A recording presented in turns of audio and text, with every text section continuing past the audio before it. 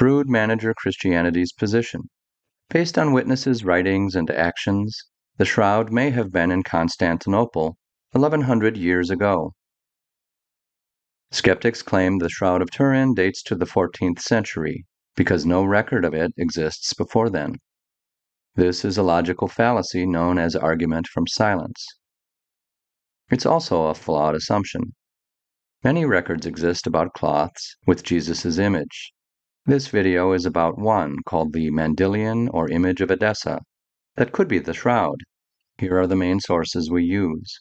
In the year 943, the Byzantine Emperor Romanos sent his top general, John Courcois, and 80,000 soldiers from Constantinople deep into Muslim territory.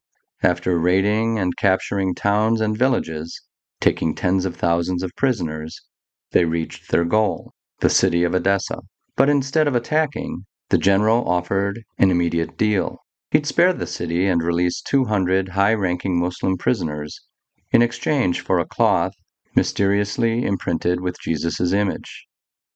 Courcois allowed Edessa's leader time to ask Baghdad for advice. This was risky, since Baghdad could have responded with an army. After heated debate, Baghdad agreed if Byzantium promised never to attack Edessa.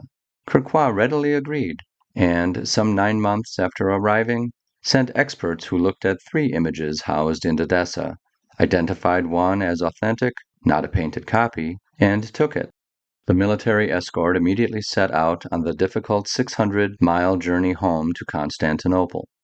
The image was greeted with great ceremony, and on August 16, 944, a day after its arrival, Gregory Referendarius, Archdeacon of Constantinople, gave a sermon about the cloth, reporting that when Christ was still physically with us, Agbar, the ruler of Edessa, wrote Jesus, requesting to be cured of the disease he was suffering from, and received a reply steeped in hope.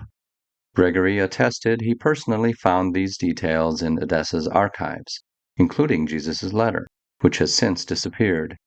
Gregory said the image formed when Jesus, undergoing the Passion, wiped the sweat that was falling down his face like drops of blood in his agony, and miraculously he imprinted the reflection of his form on the linen.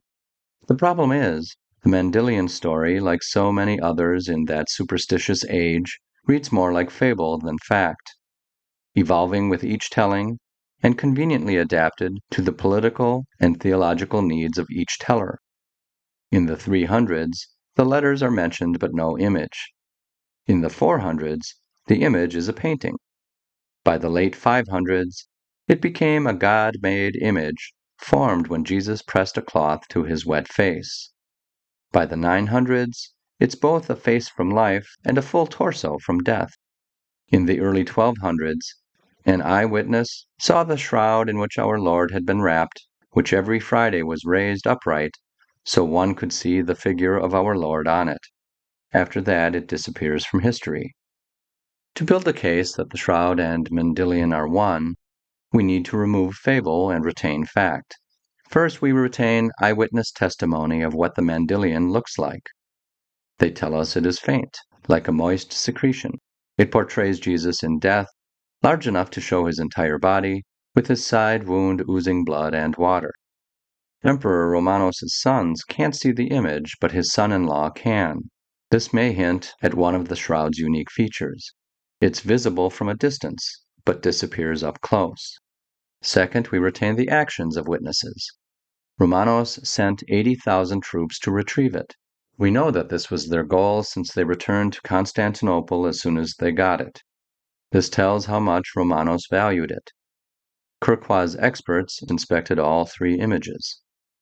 He obviously expected they could distinguish the original from the copies.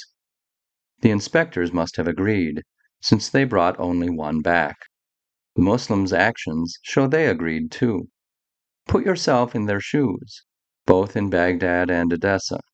If they felt none of the 3 cloths was special, would they have tried to bluff the invaders? It would make some sense if they were bluffing to buy time. But time for what? Baghdad wasn't stalling to raise an army. Third, we also retain the many words writers struggled with to describe the Mandylion. Guskin devotes an entire chapter to them. Two words stand out. One is tetradiplone, a compound of 4 and doubled in 2. This is a hapax legomenon, meaning its only recorded use is to label the Mandylion. That is, the image was so unusual, writers invented a word to describe it. A second rare word is acheiropoitos, or not by human hands. Jesus himself may have coined this in Mark chapter 14, verse 58. I will destroy this man-made temple and will build another, not made by hand. The key point is, writers used unique or very rare words, suggesting the image, likewise, was unique or very rare. Fourth, we retain the fact that the invaders showed no buyer's remorse. There is no indication they regretted their actions. After the emperor and a select few saw the Mandylion, they kept it in a place of honor. 250 years later, it was still given special treatment. The last eyewitness in Constantinople said it was ceremoniously raised up every Friday, showing Jesus' entire body. And the Orthodox Church still celebrates August 16th as the Mandylion's feast day. In sum, by focusing on facts, not fable, we're left with an object, the Mandylion, that's very special, likely unique, with many features that closely match another object that's very special, likely unique, the Shroud of Turin.